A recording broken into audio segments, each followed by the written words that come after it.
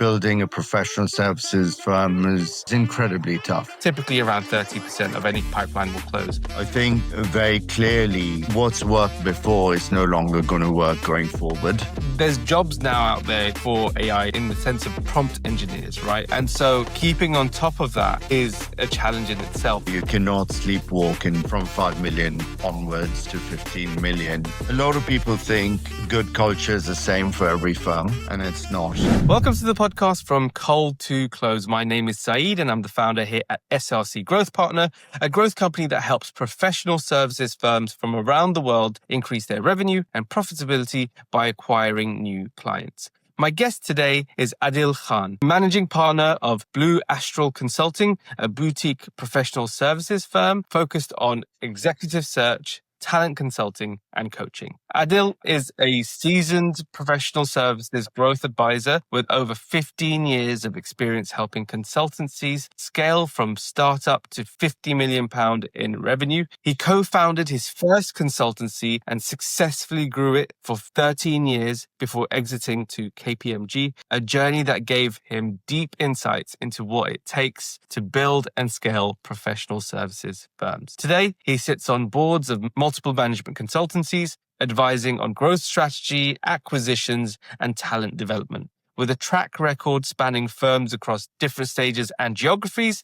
Adil brings a unique perspective on the levers that drive sustainable growth in professional services. Adil, welcome to the podcast. Morning, Said. How are you? I'm doing very well, thanks, Adil. It's been a busy morning already, I would say. Brilliant. I'm sure. Yeah, I'm really looking forward to our conversation today, primarily because of the brief intro that I gave you there, in really understanding the caliber of individual we've got onto the podcast and really digging deep into your thought processes on specific aspects of business in general. But before I jump in, I guess for the viewers and listeners out there who may not know who you are, share a little bit more about yourself, your business, and the type of work that you do. Certainly, Said. The last 25 years of my life, I've spent predominantly in professional services firms. As you said earlier, having co-founded a firm, grown it from inception to exit, which was a fascinating 13-year journey. Lots of learnings, lots of mistakes, and lots of scars to prove for it. But a fabulous outcome at the end. And then over the last 10 years, advising management consultancies on growth, strategy, preparing for exit, and of course, dealing with the disruption that the current market is presenting to professional services firms. And we can talk about that a bit later. We at Blue Astral essentially focus on advising boards and senior leadership teams on growth, talent strategy, and uplifting capability of their senior leadership team, and actually the high potentials who need to be trained for senior leadership roles. I think professional services firms are fabulous at providing advice to clients, but not necessarily implementing it in-house themselves, and that's where we come in. I think you hit the nail right on the head. Every firm that I come across, it's a case of they do a phenomenal job for the clients, but the business itself takes a second hand to what goes on. And it can be a difficult journey for some business owners out there, primarily because when you do focus a lot on your clients and sometimes put your own business in a second seat almost, you will experience growth and you will experience that trajectory of natural referrals and word of mouth growth. But if you're not focusing on the real levers involved in growing the business, then it can sometimes take you a little bit longer than otherwise you would have liked. So I think I want to touch on, first of all, your 13 years within the consulting business that you started and you exited. And maybe you can share your biggest trials, tribulations, and lessons that you had throughout that journey to give our viewers and listeners an opportunity to understand what that looks like. Because a lot of the audience we have are business owners of professional services firms who are eventually looking to exit at some point. And so being someone who's done the journey, can you maybe share a little bit more about what that journey and the scars that journey left behind? Certainly, of course. I think the main things, so firstly, building a professional services firm is incredibly tough. It's not for everyone. There's a lot of senior management consultants out there who want to go and set up their own consultancies, but they've worked for much larger professional services organizations have a lot of machinery around them, have a brand, have an entire industry around them. And that has almost, in some respects, spoiled them. And it's very difficult for those individuals to go now set up professional services firms where you don't have a brand, you don't have the machinery, and you have to turn your hand to pretty much everything. And that was a real lesson, actually, is you cannot necessarily be a specialist when you're a senior leader in a small management consultancy, one you've set up, because you are a true entrepreneur. You've got to deal with business development. You've got to deal with client calls. You've got to deal with client delivery. You've got to take care of your people. You've got to make sure clients are paying on time. You've got to make sure that you're not too focused on delivery, but also focused on building the pipeline, because typically what happens is you work hard to sell work and then you win all this work and then you turn all your focus towards delivering that work and you neglect the pipeline. And when you finish that work, you suddenly realize, gosh, we have to start building the pipeline from scratch. So I think that was a real lesson for us, especially in the consulting world. There's a feast and famine cycle, which everyone's aware of, but disregard the feast and famine cycle. Always have your pipeline as a dashboard and always stay focused on it, irrespective of how busy you are. Easier said than done. There are only 24 hours in the day. So I think I was speaking to someone recently, and it's about discipline. It's not about how you feel on the day. You have to dedicate a certain portion of your time as a senior leader with building that pipeline, never taking your eye off of it. That was a real learning. The other thing is you cannot take your eye off culture and your people. As you grow, clients in the market will force you to make some tough choices, will force you to go down some difficult paths, but you can't take eye off culture. Be very clear about what you stand for as a leader and be very clear about the values of your firm. And those will take care of you as you grow and scale, and make sure you don't dilute those. And yes, you can change them over time, but make sure your people are on board that journey. The third most difficult lesson is, as consulting firms grow and evolve, you have to make sure your people are growing and evolving with you. Now, what does that mean? When I speak to senior professionals in the consulting sector, they all want to come up high on the value chain. They all want to sell more complex work, more enterprise-wide work, higher margins, longer engagements. Yes, but that comes at a price. That comes at a price. And you have to make sure that the people who've actually brought you here today are going to grow and evolve, and you're going to invest in them to get you to that higher value work. And that's a tough one, because capability development is a slow lead item. It doesn't happen overnight. But again, you need to be quite regimented in how you're supporting your people. One of the other lessons, and very quickly, but this is very close to my heart side, is most professional services firms wait too long to equip their consultants with business development capability. You get promoted to a senior manager and then to a director, and suddenly you want to become a partner, and you're hitting the ceiling because no one's really equipped you to prospect and originate new work, scope new work, but build your network out there.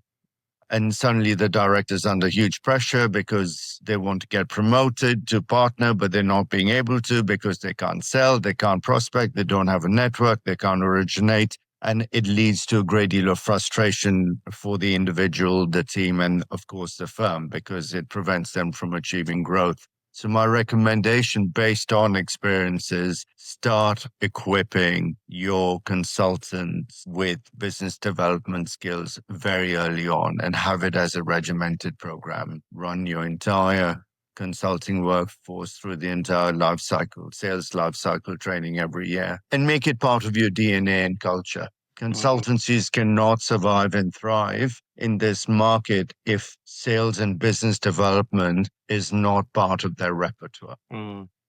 I absolutely love that lesson. It speaks volumes to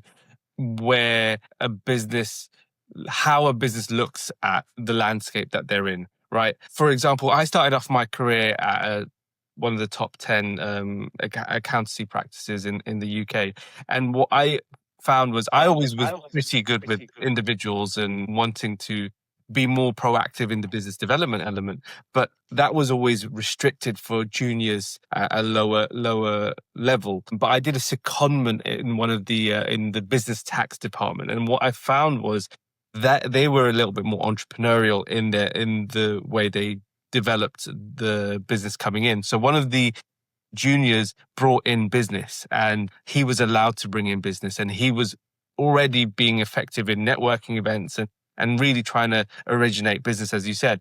And it made me think to myself, it's like, it's so important for everyone in the organization, not just the senior members, to start early, just like as you said, because it is a skill in itself to be able to go out, and you have to you have to build a network, and networking takes a lot of time to build that network, and it won't happen overnight, and it doesn't happen in the first year. It might not happen for a while, but the more you do, the more likely you are to actually bring in the right types of clients and business. And also, by the time you get to that director level, looking for promotion to partner, you are well versed in the art of business development and building a network, and then the pipeline generation that's required. Because I love that you mentioned one of the biggest lessons you mentioned was the feast and famine and the pipeline generation versus delivery of work. And we see it all the time with our clients. It's the fact that before they come to us, they're always looking at one side and then the other, rather than doing it all concurrently and at the same time. Primarily because, as you said, if you're not focusing on pipeline and you focus too much on delivery, when it comes back down to generating pipeline, it's a monumental shift in effort that you have to go from 0 to 10 or 0 to 100 all over again. And we all know, once you have a bit of momentum, you just want to keep going, because you're only ever going to get a percentage of the pipeline close at any given time. Typically around 30% of any pipeline will close. And so it's important to always be like, okay, well, let's top it up by at least a 30% each quarter that we're getting through, to ensure that there's an actual consistent flow of deals closed and projects closed. So I think it's some really, really interesting insights that you mentioned there in terms of your 13 years of lessons running your own consulting firm.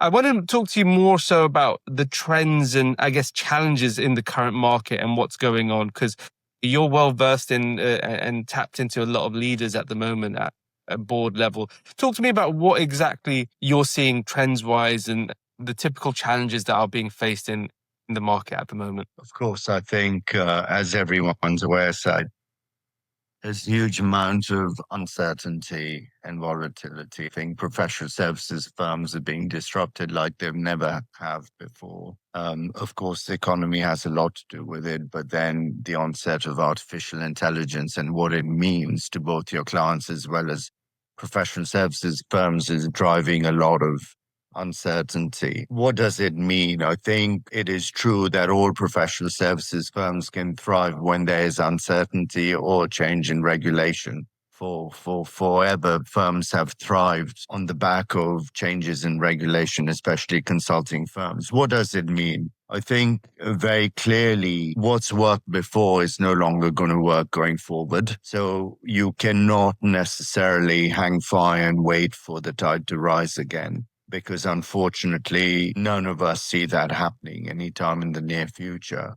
And even when the tide rises, your clients are going to expect a different set of capabilities and different ways of working from consultancies. And what do I mean by different ways of working? What I mean is different pricing models, different contracting models, different resourcing models. In the past, having a team of really good generalists used to be good enough. Will now be a lot more focus on specialisms and having deep good old T-shaped competencies, having T-shaped specialisms. And what we've seen recently, and this is quite relevant and timely side, is a lot of the research is showing that clients have moved away from consultancies this past year because those consultancies weren't able to offer one-stop shop experience to clients, because they didn't want to go to one consultancy for CX transformation, another consultancy for supply chain transformation, third consultancy for growth. They want consultancies to be able to help them under one umbrella. And the only way you can do that is through making sure you have the right set of specialisms as part of your talent strategy that you're building towards. And, hard fact is you have to do it in quite an agile and quick manner to be able to get there, because they need those people now, not a year from now. And everyone, unfortunately, wants the same skills in the market. It's such a fascinating point that you mentioned there. And with the invention or the introduction of AI into the market, it really has shaken what's going on, primarily around, like, there's jobs now out there for AI in the sense of prompt engineers, right? And that type of stuff. And what's happening is what you said there with regards to the specialisms is jobs are having to be created specifically to deal with the market shifts that are actually occurring right now. And so keeping on top of that is a challenge in itself. I want to segue into an area where I think it's really important for our viewers and listeners to understand. It's primarily the differences in where you are as a consultancy business. And you've touched on it already in terms of, let's say you're a £5 million consulting company versus a £50 million consulting company. There's going to be different challenges that you're having to face, and the capabilities that you're able to implement into the business is very different. Talk to me about what approaches are different amongst the two, what they need to be thinking about if they're at those different levels, and maybe the levels in between, to really tackle the difficulties that's coming on at the moment. Certainly. I mean, that's a fascinating question, Said, because it requires, I work with consultancies who are doing 5 million revenue, and I also work with consultancies who are doing 50 plus million revenue. And I have worked with a consultancy who's moved from 5 million to 50 million. And it requires a lot of changing of gears along the way, and the word I use a lot these days is being deliberate about your strategy side. You cannot sleepwalk into from 5 million onwards to 15 million. I think when 5 million, firstly, 5 million is a good milestone to achieve. First and foremost, you've demonstrated that you know what you're doing. You've got sufficient number of clients to get to the 5 million. And then you need to start thinking about, okay, how do we win more anchor clients? How do we make sure we don't get a very thin, long tail of revenue, which is very resource intensive? How do we win more? How do we now start focusing on account development, account management, whilst we bring in new logos? Now, at the 5 million mark, that's really important. 5 million mark, you also have to keep a very close eye on culture, as I said earlier, because at the 5 million, 6 million, 7 million point, you still know everyone by first name. Everyone knows each other. You spend a lot of time together, but you need to almost between 5 and 15 million start doubling down on what we call the community. And that's your community within the consulting firm. How you share knowledge within that community is going to be very different. Up until 5 million, it's very casual, it's very informal. You have company-wide emails asking for help. Has anyone done this before? Has anyone seen this before? Can someone ping me a PowerPoint presentation which covers an operating model design for sector X or Y? And that's okay, but you need to start becoming more mature from 5 million to 10 million in terms of how you share resources, how you actually develop, retain knowledge post every assignment and engagement, how you then train that knowledge, how do you actually share it to be able to reuse it in the future, so you're not always reinventing everything from scratch when you're with clients. I'm talking about tools and methods and frameworks and the language that you use. All of that becomes slightly more formal, slightly more structured. I'm not suggesting that you go overboard, but you do need to start coming up the maturity curve at the 5 million mark. But then at the same time, you're also keeping a close eye on culture.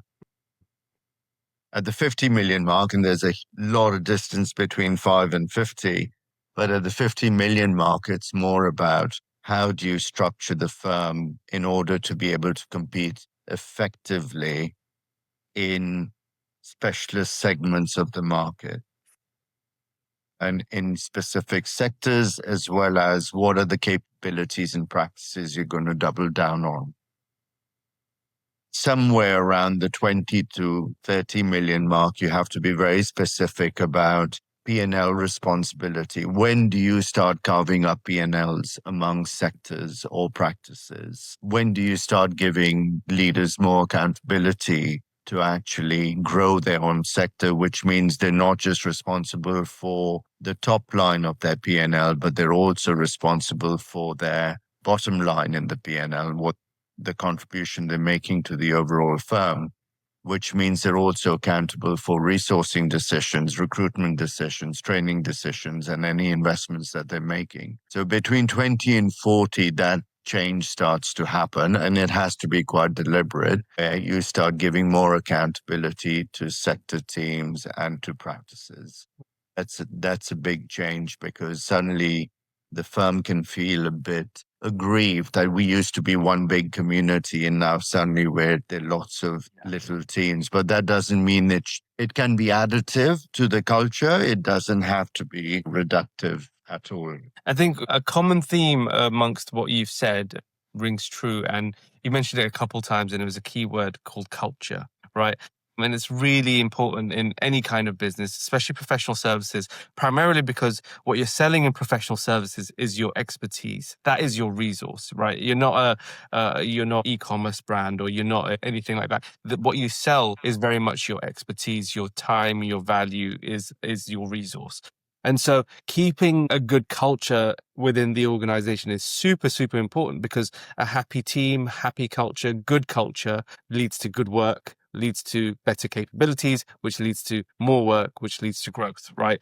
And so talk to me about what is important and how you would approach building a good culture within a professional services. That's a difficult question, Said, but I'm going to do my best. A lot of people think good culture is the same for every firm, and it's not. You have to choose your culture. You have to design your culture. You have to be deliberate about the culture you want to establish. Different, and it really goes back to the strategy of the firm. What are the strategic competitive capabilities that the firm wants to be known for? Is it a specialism edge that it wants to be known for? Is it advisory that it wants to be known for? Is it technology and the world of technology consulting that it wants to be known for? Or is it about implementation? What type of reputation does a consultancy want to carve for itself? Is it high standards?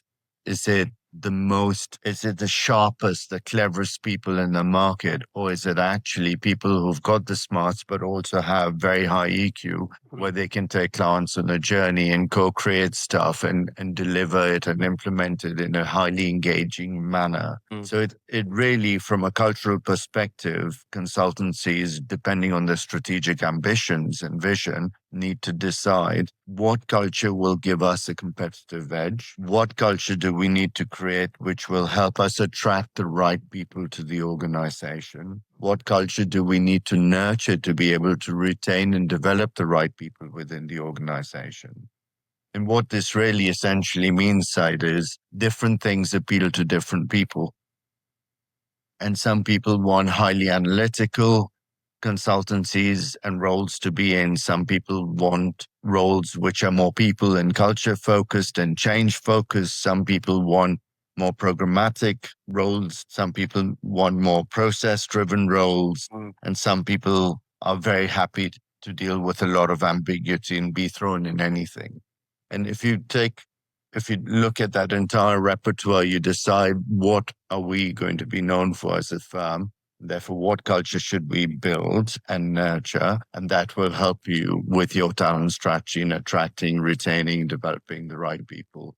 But I go back to always being deliberate about it, not sleepwalking into it, because that really helps you prevent own goals from happening. Absolutely. I think it's one of the biggest challenges when growing any kind of business. And I always say, like, the culture is a reflection of who the business owner is or who the leaders are in that organization. So it starts from the top down and you build from there. And yeah, 100% you have to be completely intentional about what you're doing, because as soon as you let the culture wane, it can bleed out, and it can be very quick for things to change within the organization. It only takes one bad hire, or one bad team member, or in a group or in a silo, whatever it might be, to really feed the wrong kind of culture. So I think it's a really important point that you mentioned there. So in this segment of the podcast, we like to call the Entrepreneur's Room. And that's a series of questions we like to ask all of our guests to give our viewers and listeners an opportunity to understand how business owners and business leaders think and operate when running their business. So at this stage of the podcast, I always like to ask the same question, which is, how are you currently spending your days as a leader of the business? Gosh, I like to role model and practice what I preach to professional services firms. 50% of my day is spent on prospecting and origination. And then typical average is 30%, but at where we are with regards to scale and size and maturity, it requires a bit more time. One, I enjoy prospecting. I enjoy spending time with potential clients. I enjoy sharing stories. I enjoy understanding and listening to people's growth challenges. So I'm actually naturally drawn towards prospecting and spending a lot of time out in the market with prospective clients or existing clients and drinking a lot of coffee. Yeah, I can imagine keeping yourself going, right? 100%. I think it's such an important aspect to, especially when in the world of prospecting and in the world of building your network, it's so important to actually care about those who you speak with. Because not everyone will be a client and not everyone will be a customer, but at the same time, building it, you don't know where your next customer will be, you don't know where your next client will come from, and having that network and having good relationships massively helps in the opportunities that come your way. 100%. And the more you do, the more likely you are to get more, right? A simple case of that. So what are the most important metrics for you when running the business? Most important metrics for me are, one is where you choose to dedicate your time is, again, I believe in being quite deliberate and being very clear about return on investment on your time and what will actually help turn the dial. Be very, I have a focus where a third of my time is prospecting, a third of my time is our team and our people, and a third of our time is our clients. And that's how the three metrics I follow very closely. Mm. And with always, and I don't include that in here, but for me, the pipeline is where all the gold is, and you've got to keep, as I said earlier today, keep an eye on the pipeline all the time. But a third each, prospecting your own team, supporting your team, making sure they're okay, and making sure you're sharing whatever you possibly can for them and supporting them on their journeys. And the third is clients and client delivery. Absolutely. Absolutely. In terms of then growing the business, what kind of activities are you doing? Business development activities are you doing to grow the business? How are you currently prospecting? What are your strategies? What is it? What do you do? A lot of people complicate prospecting strategies. And they don't need to be that complicated. Also, it's horses for courses. What do I mean by that? Different styles will work for different people. So you can't enforce a prospecting style on your entire team. Some have a network, some don't have a network, some have former colleagues that they can tap, some don't, some need to start from scratch and therefore need to focus more on process. But again, it needs to be a discipline. It's something you should do every week, several times a week.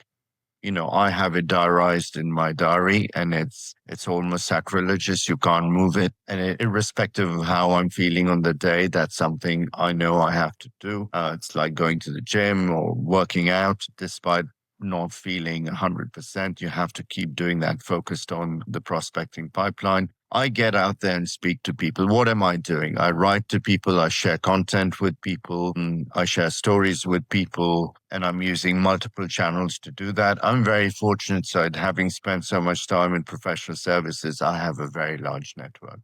If I wanted, I could be meeting people all day, every day. I have my problem is different. My network is so large that I need to be very disciplined about where I choose to spend my time.